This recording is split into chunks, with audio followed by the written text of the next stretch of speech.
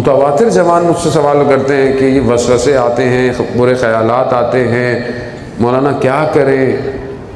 اپنی سوچوں کو پاک کریں، بس سوچوں کو پاک کریں، سوچوں کو پاک کریں۔ وہ سوچوں کو پاک کیسے کریں؟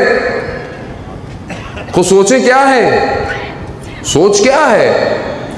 سوچ ذہن کے اندر فیومز ہیں، مطلب کچھ اٹھ رہا ہے، وہ سوچ اٹھتی ہے، ایک تصویر بناتی ہے، ایک تخیلات میں آتی ہے، انسان کو باڈی کو حرکت دیتی ہے۔ کیسے آتی ہے؟ یہ جو 5 انسان کے حواس خمسہ ہیں، ہاتھ ہے، آنکھ ہے، زبان ہے، کان ہے، ناک ہے، یہ سارے ٹنل ہیں اس سوچ کو خوراک دینے کے لیے۔ اب میں کیا کر رہا ہوں پورا دن، وہی سوچیں آئیں گی۔ مولانا نماز میں اللہ اکبر کیا، سارے خیالات دنیا کے آ گئے۔ کیسے آ گئے؟ کیسے روکوں؟ نماز میں نہیں رکیں گے خیالات، یہ نماز کے علاوہ اپنے خیالات کو روکیں گے تو نماز خود بخود صحیح ہو جائے گی، خود صحیح ہو جائے گی۔ خوب علامہ طباطبائی رضوان اللہ تعالیٰ فرماتے ہیں کہ اگر غلط خیالات آ رہے ہوں